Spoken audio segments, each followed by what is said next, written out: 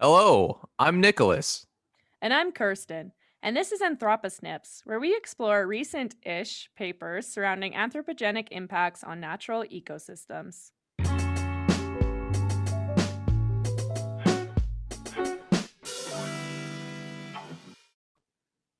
Hello, everybody, and welcome to our second Anthropo Snip. Welcome to wherever you are. Good morning, good evening, or good afternoon. Oh, yeah, I guess it's depends on what time of day it is, hey? Anyway, so today we are going to get into the second Anthroposnip, which, if you didn't listen to the first one, is just us exploring some paper that's recent-ish and checking out some kind of anthropogenic effect, which is us kind of looking at the invasive species that is humans, essentially, and what impacts they're Yes. having in different parts of the world. So I came across a super cool paper by Beer et al. 2020 in the show notes there. And it is called Protection of Permafrost Soils from Thawing by Increasing Herbivore Density. So I hope you're intrigued by this because it is interesting. So, protection of permafrost by increasing herbivore density. Yes. Okay, cool. Yeah, we're going to see. Just wanted to make sure I unpack that properly in my brain. Right, for sure. Sometimes reading the title's not enough either, too. So we'll Right. break It's it also down. like first thing in the morning over here. Well, there too. So, Yeah, uh, we're used to might be a little night slow owl on the recording. uptake.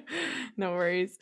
All right, so here we talk a lot about bad introductions, right? And things that we bring in. But something that we haven't touched too much onto is kind of this realm of reintroductions, which are, us trying to bring back wild species that were in a native habitat. I mean, we've touched on it a little bit, talking about after we eradicate an invasive species, but there's this idea that in a lot of places they're trying to reintroduce things that have gone endangered or extinct because of us, essentially, right? So it's not a natural process and we want to reintroduce them. This is a super complicated process. If you ever know anything about reintroductions or look into it, it's really complicated. There's a lot of research involved, and the success rate is iffy a lot of the times with reintroductions. But what this paper is looking at is specifically reintroductions of not one particular species, but of large herbivores in general into the Arctic tundra. So as far as we know, before this like really big boom of humans, before we enter the like quote unquote Anthropocene, um, there was large Welcome to herds. the Anthrop. Sorry, I just got triggered on that one. I thought I had to throw that one in there. No, that's okay. um, all right, that threw me off notes. so, so essentially, there was large herds of different herbivores. So we're looking at reindeer, muskox, even mammoths.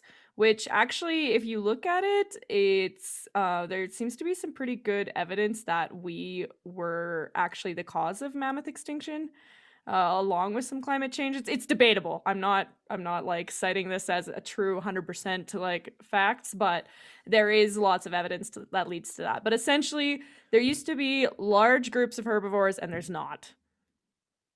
And it kind of correlates along with the time where humans started moving throughout the world. And you kind of notice that in the geologic time scale and things like that, mass extinctions of a lot of the like Pleistocene megafauna correlates very strongly with the movement of humans through that range.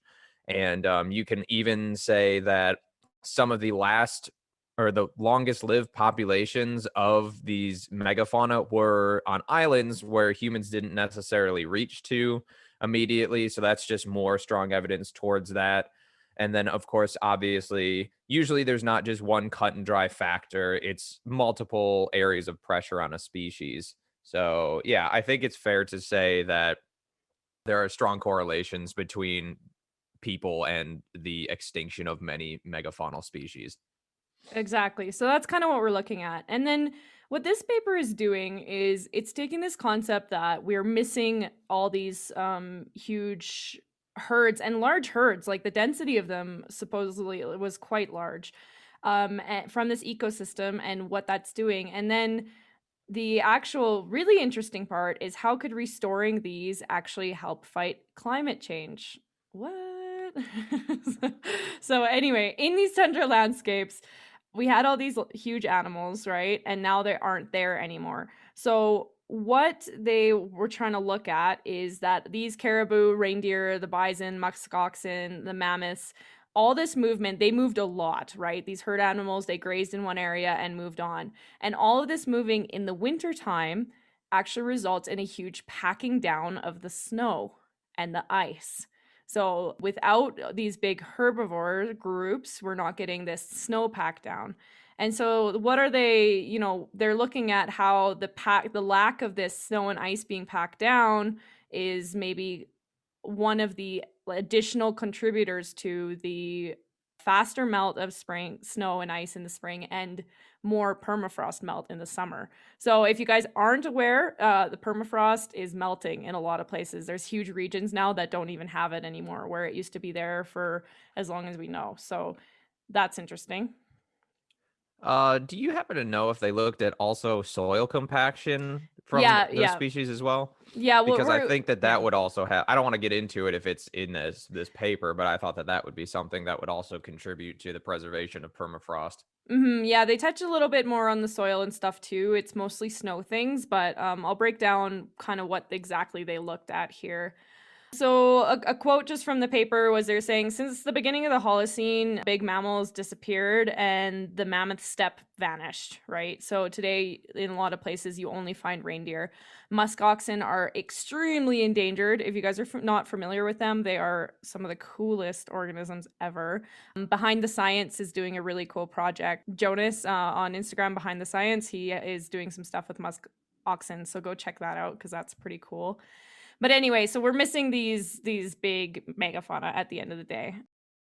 So the main theory behind this paper is that this lock of the pack down is one of the drivers of this positive feedback of permafrost melting. And now why positive feedback? In this ice, in this snow, in this permafrost, there is a whole bunch of gases, especially like methane and really potent greenhouse gases. So as this permafrost is melting, it's releasing more greenhouse gases, and then it's getting even warmer, and then you get even more permafrost melt. So that's the positive feedback kind of look at it.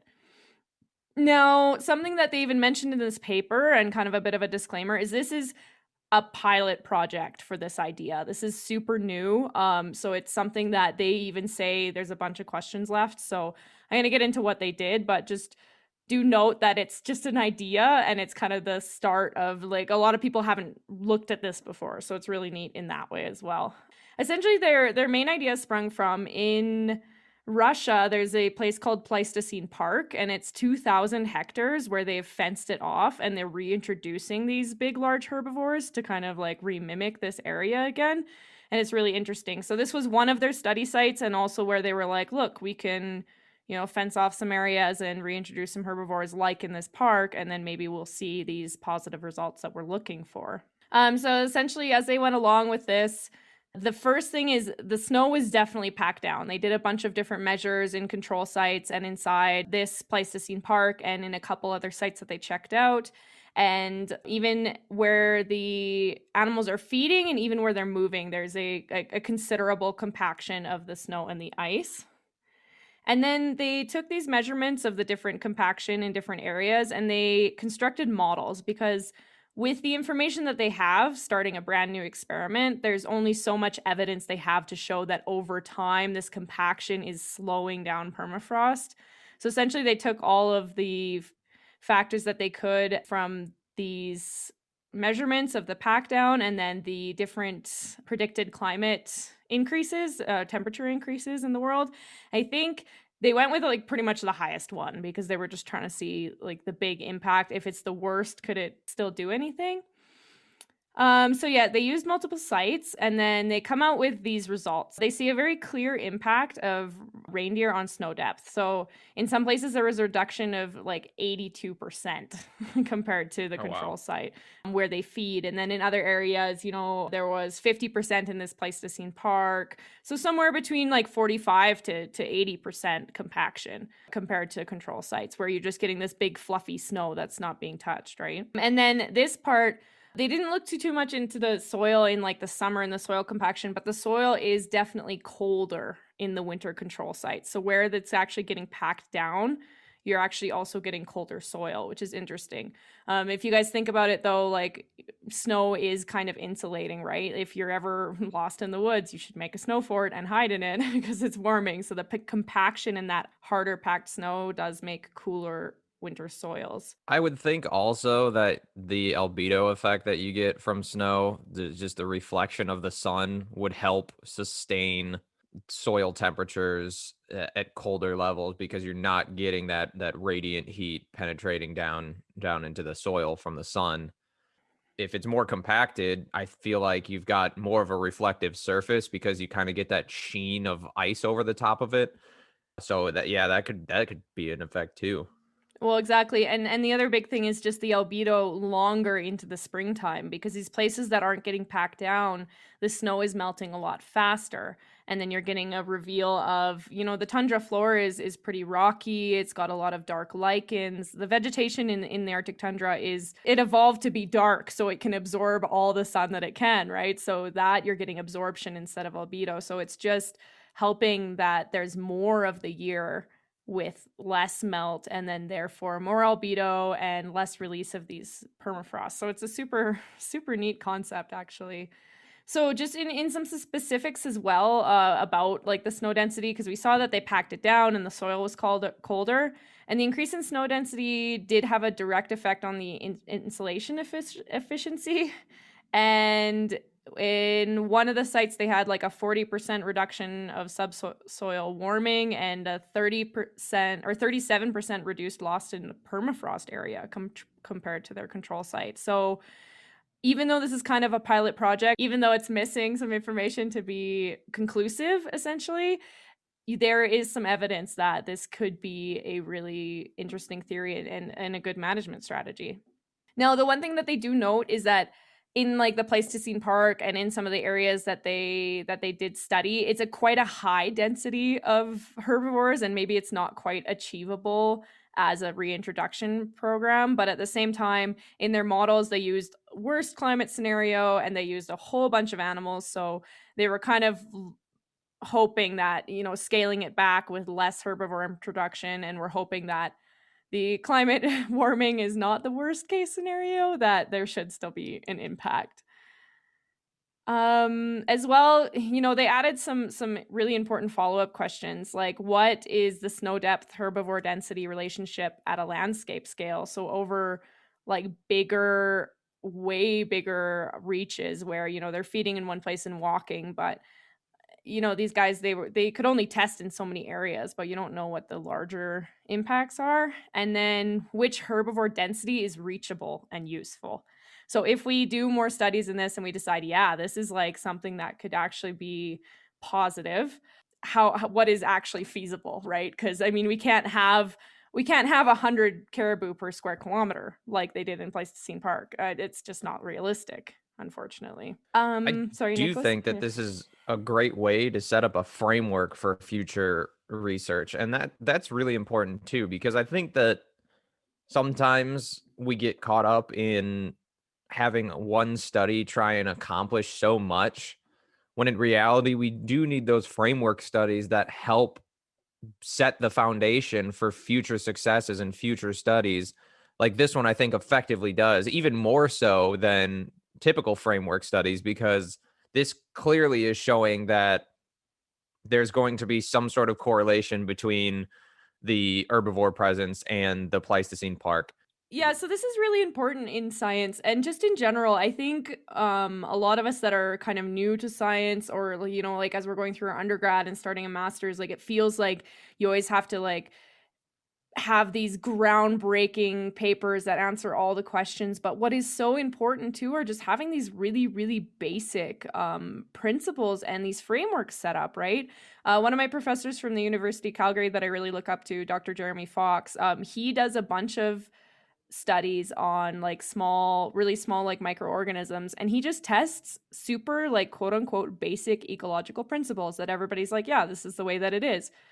But he tests it in real life to try to like make sure and try to test it in different ways in different scenarios. And I think that's so overlooked and so important. And then as well, these studies that are setting it up, like of course, you don't want to be the first one to do it and be like, we're not really sure because we have no evidence. It's a lot easier to do a paper when you can, cite hundreds of papers that have done it before. But yeah, so that's a super good point to bring up. And these guys have some super groundbreaking stuff, if or ground packing stuff. Um, Oh my God, it's too early for that kind of pun. anyway, okay. Before I do totally wrap it up, something that's always good to mention is the negative impacts that they did mention in the paper, because they weren't just like, this is amazing. They did a really good job of like talking about the different issues. So introducing large amount of mammals could have other consequences, such as like enhancing primary productivity and nutricycling like a lot more, and reducing tree and shrub cover, which could also have carbon and methane impacts, right? Because ungulates do release methane when they eat, and they could essentially go ahead and eat a bunch of the shrubs and trees as well, which could cause some problems. So then you could also worry about loss of vegetation and some soil warming in the summertime if they're eating up all these moss and lichen. However, they did say that it looks like the moss and lichen turnover rates, so like as it gets eaten, the caribou move on and it grows back, can handle it, because they evolve together, right? Like caribou eat lichen and they eat the crap out of it, and then they move on to the next spot, and then it grows back. So the problem is like a lot of like herbivore dominated, or not the problem, the thing that we understand is a lot of large herbivore dominated systems like grasslands and tundras, they actually need this grazing and they're used to it, right? And in a non-anthropogenic like natural herds, they eat in one area and they move on, giving it time to recover. So they weren't as worried about this really. So that's good. And then my kind of big but with all of the, there's some things that they're uncertain about. How feasible is it? How much does it really help? Are we worried about these other kind of quote unquote secondary effects? At the end of the day, these great herbivores used to be here before we did. So, if there's a minor climate benefit, I think still just kind of like intrinsically the fact that these herds used to be here and they're not anymore, I think we should try better reintroduction programs. So, I mean, super plus if that it also helps climate change, but I think just the general ecosystem as a whole is going to do a lot better if we can feasibly get some of these herbivores back to their levels. So that's kind of my 2 cents in that regard. Right.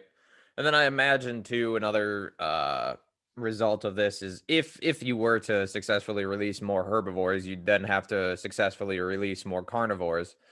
And then you have to accommodate for the lack of natural carnivores that have been pushed to extinction from, these eras or whatnot. But it does open the door for so much more experimentation and knowledge and ultimately science to be done. And I think that's a great result of this study.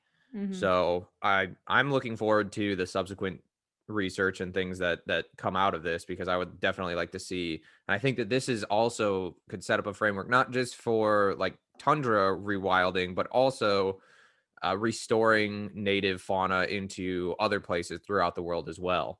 Right, I've completely forgot the buzzword rewilding. Thank you, Nicholas.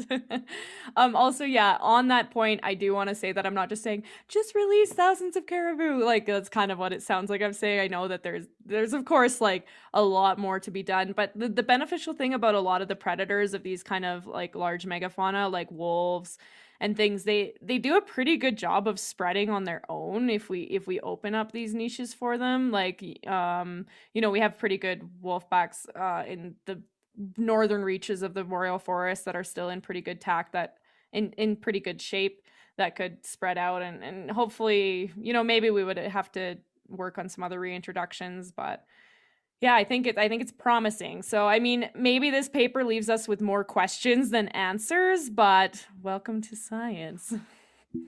Right. Yeah, I You mean, answer one question so you can ask 30 more. that is essentially it at the end of the day. But that's the main summary that I wanted to give to the paper. As always, with our Anthropo Snips, there's going to be the paper or the link to the paper in the show notes if you want to give it a little quick look yourself as well. And yeah, any other points from that from you, Nicholas? No, I honestly don't think I have anything this morning. It could be the fact that it is morning, or the fact that we just recorded for 4.5 hours straight the previous night. But yeah, I'm happy with how this snip turned out, and I think it'll be pretty interesting for the listeners. Right. And yeah, like Nicholas said, we're really looking forward to where this research goes in the future. Thanks for listening in. Let us know how you're liking these Anthropo Snips, and we'll see you next time. Have a good day.